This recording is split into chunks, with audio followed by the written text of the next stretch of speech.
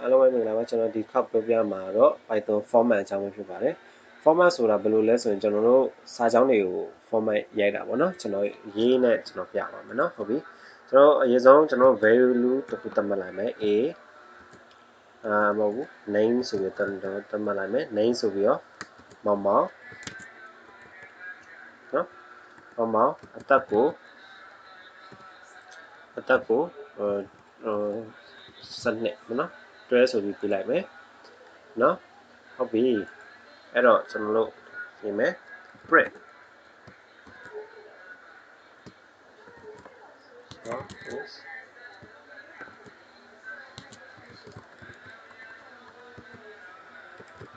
yes ဟုတ်ပြီအခုကျွန်တော်ဒီမှာလောက်လိုက်တာက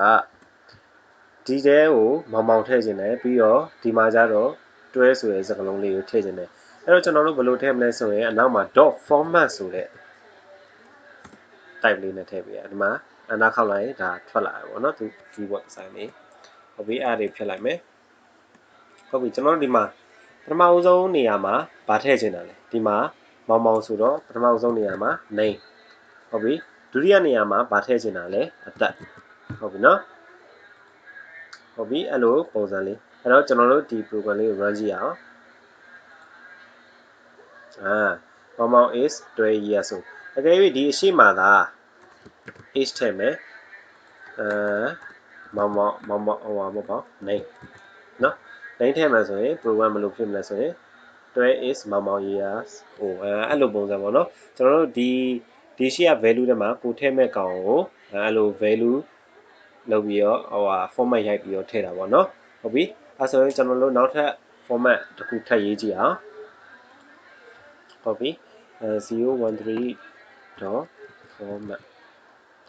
format 2ပေါ့နော်ခုနက1ဆိုတော့အခုဒီတစ်ခေါက်2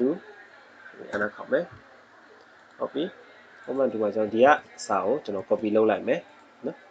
ဟုတ်ပြီကျွန်တော်ဒီကောင်ကိုတော့အရင်ဆုံးကျွန်တော် comment ပိတ်လိုက်အောင်နော်ဟုတ်ပြီဒီမှာဘာလုပ်မလဲဆိုရင်ကျွန်တော်ကအရင်ဆုံးဟုတ်ပြီ print ကျွန်တော်စာကြောင်းတစ်ကြောင်းကို print ထုတ်မယ်ပြီးတော့အဲ့စာကြောင်းထဲမှာကျွန်တော်နှုတ်ဆက်မယ် hello ဆိုပြီးတော့ hello ဆိုပြီးတော့ကျွန်တော်ဒီမှာနာမည်ထည့်မယ် hello ဘယ်သူပေါ့hello ဆိုပြီးတော့လုပ်မယ်ပြီးရင် welcome to our school ပေါ့ school เนาะ our school เนาะဒီ school ပါဖြောက်ထားလိုက်เนาะအဲ့တော့ကျွန်တော်တို့ဒီထဲကို format ရိုက်ထည့်မယ်เนาะwelcome to our school ဒါလေးပါထည့်လိုက်မယ်เนาะသူ့အတိုင်း my name is ဘယ်သူပေါ့full stop ဟုတ်ပြီเนาะအဲ့ဒါကို format ရိုက်ထည့်မယ် format ဆိုပြီးထည့်မယ်ဒီမှာကျတော့ကျွန်တော်တို့ value ဘယ်နှခုထည့်မလဲဆိုတာတွေ့ရတဲ့အတိုင်းပဲ value 3နေရာထည့်မယ်เนาะဒီမှာတစ်နေရာဒီမှာတစ်နေရာဒီမှာတစ်နေရာအခုကျွန်တော်ကကျောင်းအသစ်ကိုသွားပြီးကျွန်တော်နာမည်ကမောင်မောင်ကျောင်းကတငယ်ချင်းအသစ်ကကြော်ပေါ့เนาะကြော်ကကျွန်တော်ကိုသူ့ရဲ့ကျောင်းစီကနေကျွန်တော်ကိုကြိုဆိုရဆိုတဲ့ပေါ့အခုအရင်ဆုံးကျွန်တော်နာမည်ထည့်လိုက်မယ်မောင်string ဆိုတော့ကျွန်တော်တို့ table ကုန်းနဲ့ရေးမယ်မောင်မောင်ဟုတ်ပြီနောက်တစ်ခုကမောင်မောင် school ကလည်းschool ဟုတ်ပြီဘယ်သူကကြိုးဆိုရလဲကြော်KYA တပူကျော်KYA တပူကျော်နော်ကြော်ဟုတ်ပြီကျွန်တော်ဒီစာကြောင်းလေးကို run ကြည့်အောင်နော်hello မောင်မောင် welcome to our school ကြော်ဟုတ်ပြီကျွန်တော်ဒီမှာနောက်တစ်ခုရေးလို့ရသေးတာအခုကျွန်တော်ပထမပြောခဲ့တဲ့အတိုင်း programming ဆိုတာ3ညစတယ်အဲ့တော့ဒီမှာမောင်မောင်ရဲ့ value က3ည school က1ကြော်က2ပေါ့နော်အဲ့တော့ကျွန်တော်ကဒီမှာအခုကမောင်မောင်က